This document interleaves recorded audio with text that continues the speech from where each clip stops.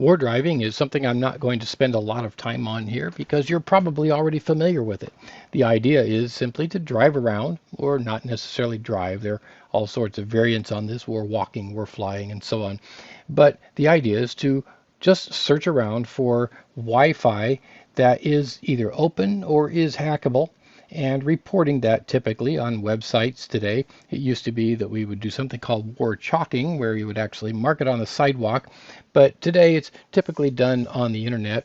And these public results can be used for all sorts of things, masquerading and replay attacks and message modification or denial of service attacks, all sorts of things that you can do with this information, as well as simply just get free access onto the internet or onto networks through these Wi-Fi devices. Once again, we want to emphasize this point that we made in the first video, that we're taking advantage here of the lack of physical access by using RF signals to access devices. Rogue access points are access points that are set up either intentionally or unintentionally, and you notice point E here can be malicious or non-malicious, but they are extra access points that are set up near another network that can be used for man-in-the-middle attacks. We'll describe that when we get down to evil twin attacks here next.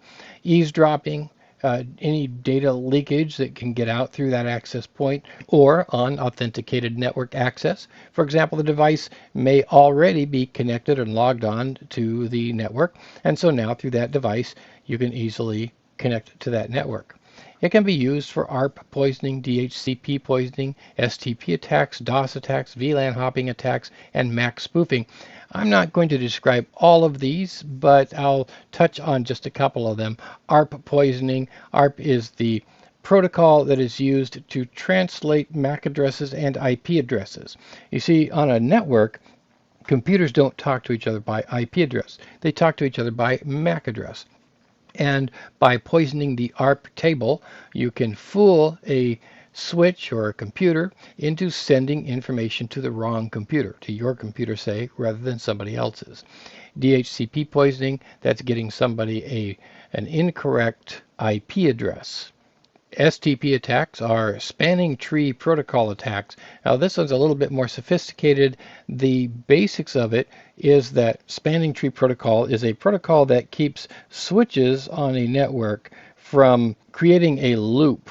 In order to do that, switches have to communicate with each other, and they have to elect one of the switches as a sort of master switch, if you will.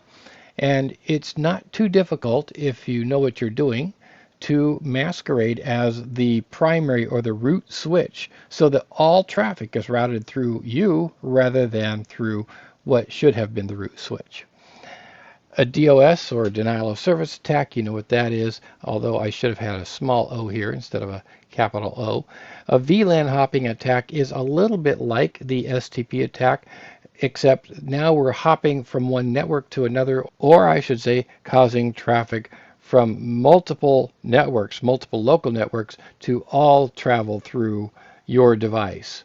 MAC spoofing is changing the MAC address so that somebody thinks that you are somebody else. Again, it's a form of masquerading. Let's talk about the evil twin attack. This is a form of rogue access point, but the idea here is that the bad guy, the attacker, sets up a receiver and a transmitter that is very strong, so that when people go to log on to the local network, say the corporate network, their devices actually see this rogue access point as a stronger signal and think that that is the network they're supposed to be logging onto. So now when the credentials are sent, now the bad guy has their credentials. And typically, he will go ahead and transmit the information to the real network and then transmit the information going back again, so that he's in the middle just watching traffic go. By the way around this, the mitigation, with an I, not a G, the mitigation here is something called network access control.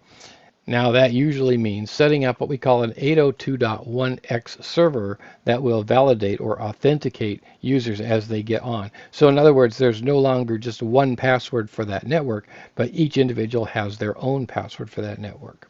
In the section in our book on Bluetooth is quite a bit of technological information, and I am not going to recreate or go through all of this technological stuff.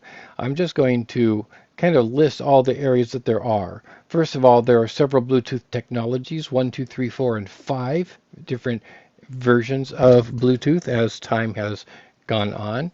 Second, there are several security levels. There is authentication and confidentiality and authorization. These three form sort of a triad of security types for Bluetooth. And then there are 4 Bluetooth security modes, 1, 2, 3, and 4. I'll let you read about these in the book because they do tend to get a little technical, and I don't want to take a lot of time on videos trying to describe each of these terms. There are 2 service security types, trusted and untrusted. Of course, this simply means that a Bluetooth device can be a trusted device or an untrusted device, and how it is handled, how the security is handled, depends on whether we classify it as one or the other. And then there are several service levels, 0, 1, 2, 3, and 4. Again, I'm not going to try to describe all this. You can read about this in your book as you go on. But we will take on Bluetooth attack types in the next video.